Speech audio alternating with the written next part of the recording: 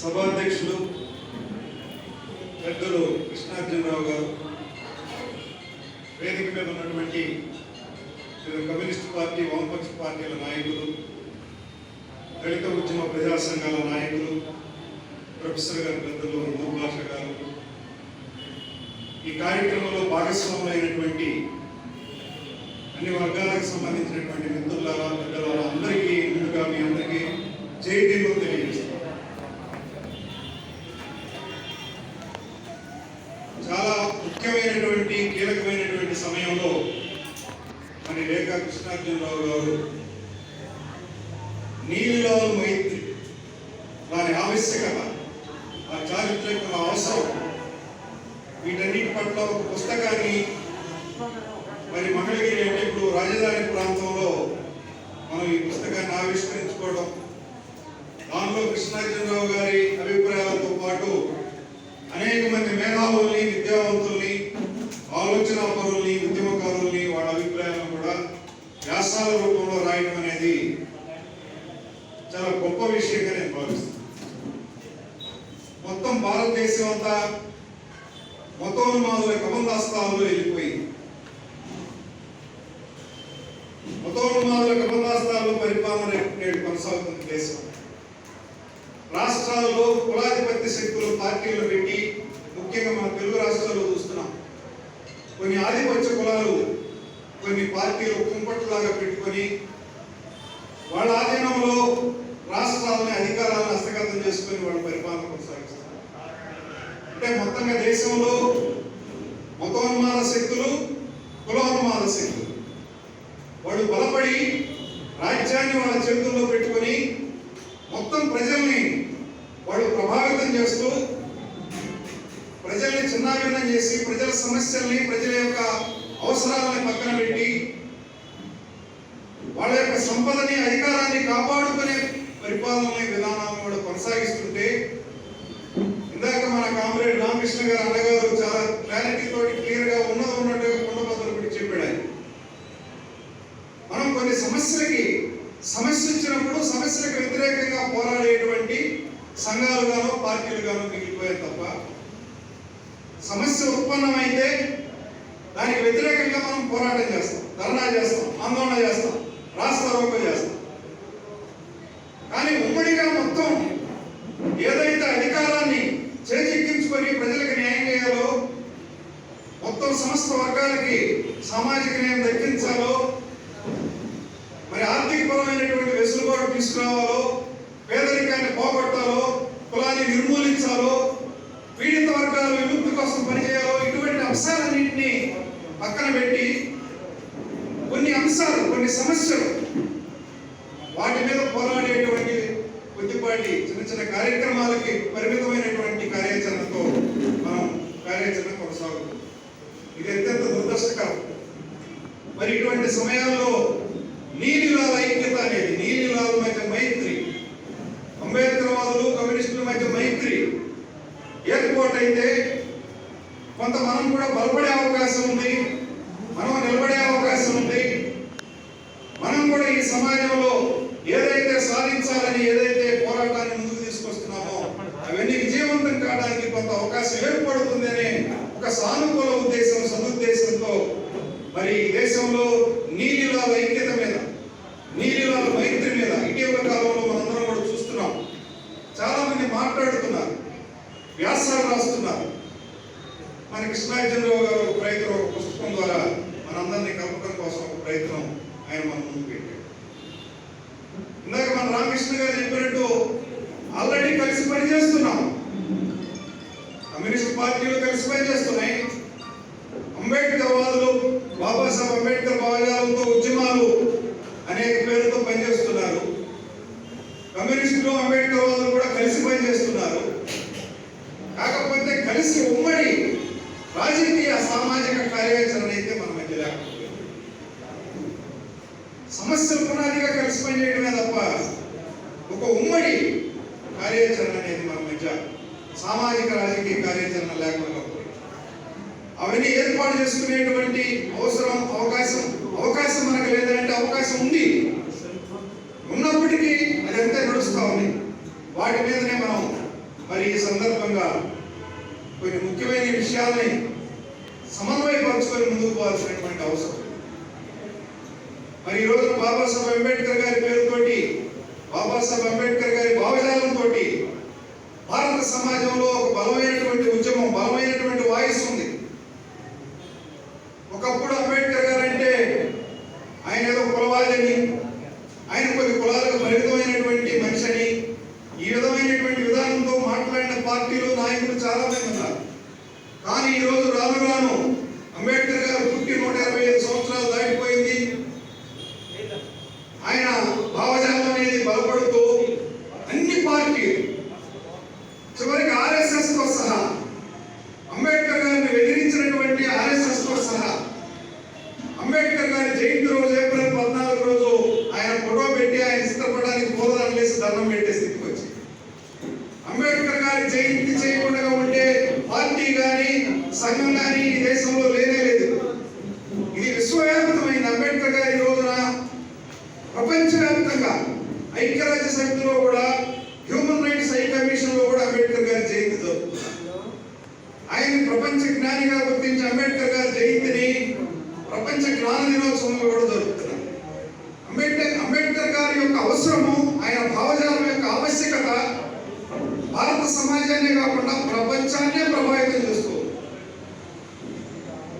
ఆయన తీసుకున్నటువంటి కార్యాచరణ, ఆయన పోరాటం, ఆయన భావజాలాల్లో వ్యతిరేకించాల్సిన అంశమే లేదు.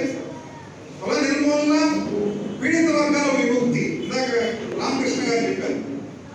ఈ రెండు అంశాలు ఎవరైనా అంగీకరించాల్సిందే. అగ్ర కులాల ఆధిపత్యం నుండి రాజకీయ పార్టీలు ఈరోజు వైఎస్ఆర్సీపీ రాష్ట్రంలో అది రెడ్డి ఆధిపత్య పార్టీగా నడుస్తుంది. అదే ప్రభుత్వాన్ని నడుపుతుంది. నిన్నగాక మన తెలుగుదేశం పార్టీ మనం చూసాము, చంద్రబాబు నాయుడు పార్టీ, ఎన్టీ రామారావు గారు పెట్టిన పార్టీ, అది కమ్మ ఆధిపత్య రాజకీయాల్లో అది రాష్ట్రాన్ని పరిపాలిస్తూ వచ్చింది. అయినప్పటికీ అంబేద్కర్ గారి ఆలోచనని, భావజాలాన్ని మేము కొనసాగిస్తున్నాం అని వాళ్ళు చెప్పుకుంటూ ఉంటారు. ఏమిటంటే ఏదో కొన్ని పదవులు, కొన్ని అవకాశాలు ఈ ఎస్సీ, ఎస్టీ, బీసీ వర్గాలకి రిజర్వేషన్తోనో రిజర్వేషన్ లేకుండానో కొన్ని పదవులు ఇచ్చి, కొన్ని అవకాశాలు ఇచ్చి మరి అంబేద్కర్ భావజాలని వాళ్ళు చెబుతున్నారు. మేము అంబేద్కర్ గారి వారసులు అని చెప్పుకుంటున్నారు. నిన్ననే వైఎస్ఆర్ పార్టీ రాష్ట్రంలో ఏదో 135 కార్పొరేషన్ పదవులు ఏదో ప్రకటించారు. ఈ హోంమంత్రి సుచరిత గారు, మోపిదేవి వెంకటరమణ గారు, ఆయన బీసీ సంక్షేమ మంత్రి, ఆయన ముగ్గురు కలిసి ప్రకటించారు. ఆమె సుచరిత గారు వాళ్ళు మాట్లాడుతుంటే విన్నా నేను సాక్షి టీవీలో. అంబేద్కర్ గారి వారసత్వాన్ని కొనసాగిస్తున్న ఏకైక నాయకుడు మా జగన్మోహన్ రెడ్డి గారు అంటూ, అంటే వాళ్ళు అంబేద్కర్ గారి వారసత్వానికి, అంబేద్కర్ గారి భావజాలానికి మేమే ఛాంపియన్స్ అని చెప్పుకుంటున్నారు ఈ అగ్రకుల ఆధిపత్య మతతత్వ, కులతత్వ పార్టీలు. మరి ఇటువంటి పరిస్థితుల్లో నిజంగా బాబాసాహెబ్ అంబేద్కర్ గారి భావజాలం ఏంటి, ఆయన లక్ష్యం ఏమిటి, ఆయన పోరాటం ఏమిటి, ఆయన మిషన్ ఏమిటి, ఆయన విజన్ ఏమిటి, ఇట్లాంటి అంశాల మీద ఒక మేధోమథనం కూడా జరుగుతుంది. బాబాసాహెబ్ అంబేద్కర్ గారు 1930 పూర్వం రౌండ్ టేబుల్ కాన్ఫరెన్స్ లో మరి ఆనాడు బ్రిటిష్ ప్రధానిగా ఉన్నటువంటి మెక్డొనాల్డ్ ఆయన ఒక ప్రశ్న వేశాడు. నువ్వు గాంధీకి వ్యతిరేకంగా మాట్లాడుతున్నావు, పటేల్కి వ్యతిరేకంగా మాట్లాడుతున్నావు, కాంగ్రెస్ కి వ్యతిరేకంగా మాట్లాడుతున్నావు, అసలు ఏంటి, నువ్వు ఏం చేయాలనుకుంటున్నావు అని అడిగాడు ఆయన. బాబాసాహెబ్ అంబేద్కర్ ఆ రోజు ఒకే మాట చెప్పాడు, నా ప్రజల విముక్తే నా లక్ష్యం, నా ప్రజల విముక్తి. ఎవరా ప్రజలు? ఆ విముక్తి ఎలా జరుగుతుందని ఆయన ప్రశ్నిస్తాడు. నా ప్రజల విముక్తి జరగాలంటే అధికారం, సంపద, మానవ గౌరవం నా ప్రజలకు దక్కాలని. అంటే బాబాసాహెబ్ అంబేద్కర్ గారి ఉద్యమాన్ని, ఆయన భావజాలాన్ని అర్థం చేసుకోవడంలో కూడా, ఇంటర్ప్రిటేషన్ చేయడంలో కూడా వైఫల్యం ఉన్నది. బాబాసాహెబ్ అంబేద్కర్ గారి ఉద్యమాన్ని లిబరేషన్ మూవ్మెంట్, అది రిజర్వేషన్ మూవ్మెంట్ కాదు, ఏదో రిజర్వేషన్ పరిమితమైంది కాదు. ఎవరో దళితులకి, ఎస్సీలు, ఎస్టీలకి, బీసీలకి మరి ఉద్యోగాల్లోనో, విద్యలోనో, రాజకీయాల్లోనో రిజర్వేషన్ ఇచ్చారు. మాకు నేను ఎమ్మెల్యే అంటే అంబేద్కర్ గారి పుణ్యం, నేను డాక్టర్ అయ్యాను, నేను ఇంజనీర్ అయ్యాను, ఐఏఎస్ అయ్యాను, ఐపీఎస్ అయ్యాను, ఇది అంబేద్కర్ గారి పుణ్యం అని కొంతమంది మాట్లాడుతున్నారు. అది నిజంగా ఆయన పుణ్యమే అంటే అది రిజర్వేషన్ పరిమితమైన అంశమే కాదు. అంబేద్కర్ గారి యొక్క ఎజెండా, అంబేద్కర్ గారి లక్ష్యం లిబరేషన్, నా ప్రజల విముక్తి ఆయన స్పష్టం జరగాలంటే అధికారము, సంపద, మానవ గౌరవం, ఈ మూడు మాకు దక్కాలేనా?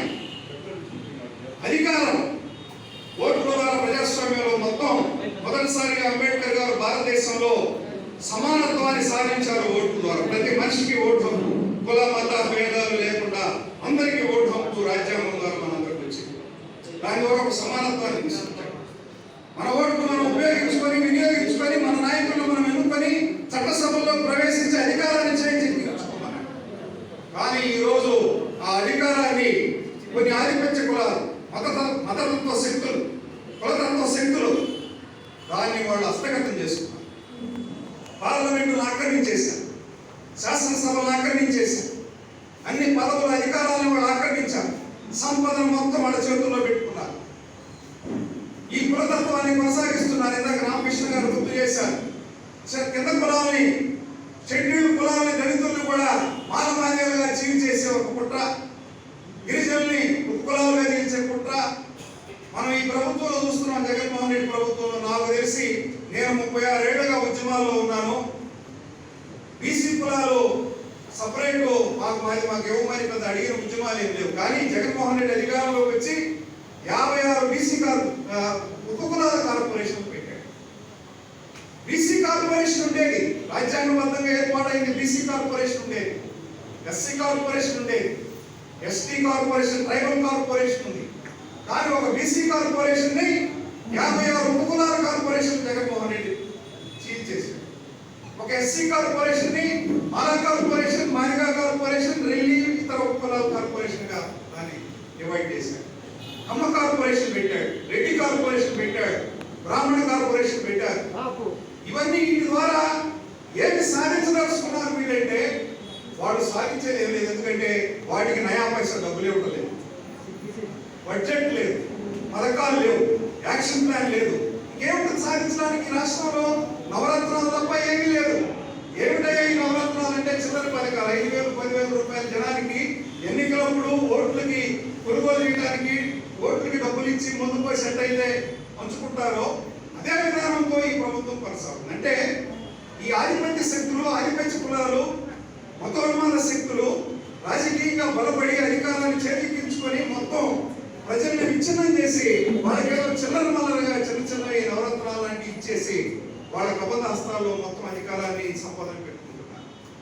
అందుకని అంబేద్కర్ గారు ఏదైతే ఆశించారో, ఏదైతే నిర్దేశించారో లిబరేషన్, ఆ వైపుగా మన ఉద్యమాలు, అణగారిన కులాలు, మన ఉద్యమాలన్నీ కూడా కులాన్ని నిర్వీర్యం చేస్తూ కుల రహిత సమాజాన్ని నిర్మించుకోవడానికి, సమాజాన్ని స్థాపించుకునే వైపుగా పోరాటాలు. మరి అట్లాగే కమ్యూనిస్టు ఉద్యమాలు, అవి కూడా విముక్తి ఉద్యమాలే. ఒకప్పుడు దళిత ఉద్యమ కార్యకర్తలుగా మేమంతా ఒక 30 ఏళ్ల క్రితం కాలం చెడు తర్వాత అయిపోయిన తర్వాత మేమంతా కూడా అప్పుడున్నటువంటి భావజాలం, అప్పుడున్నటువంటి పరిస్థితుల్లో నుంచి కమ్యూనిస్టు పార్టీలు వ్యతిరేకిస్తూ వచ్చాం. కమ్యూనిస్టు పార్టీలకు వ్యతిరేకంగా మేము కూడా మాట్లాడాం. కమ్యూనిస్టులో దళితులుగా మాకున్న కుల సమస్యను మర్చిపోయారు. వాళ్ళు మమ్మల్ని వ్యవసాయ కూలీలుగానో, వ్యవసాయ కార్మికులుగానో మాట్లాడుతున్నారు. దళితులుగా, మరి అంటరాని వాళ్ళుగా మేము ఊరుకు దూరంగా బతుకుతున్నాం, మా సమస్యను వాళ్ళు గుర్తించలేదని మేము కూడా వాపోయాం. చాలా సభలో నేను కూడా విధంగా మాట్లాడాను. కానీ రాను రాను పరిస్థితులు మారుతున్నటువంటి క్రమంలో పేదల పక్షాన, దళితుల పక్షాన, అణగారిన కులాల పక్షాన మాట్లాడే శక్తులన్నీ కలిసి ప్రయాణం చేయడం, బలపడడం అనేది అవసరం. ఈ వామపక్షాలు, కమ్యూనిస్టులు, మరి అంబేద్కర్ వాదులు, బహుజనులు, దళితులు, అణగారిన కులాలు, పీడిత వర్గాలు అందరూ కూడా కలిసి పనిచేయడం అవసరం. రాజకీయంగా, సామాజికంగా బలపడటం అవసరం. నాయకత్వంలోకి రావడం అవసరం.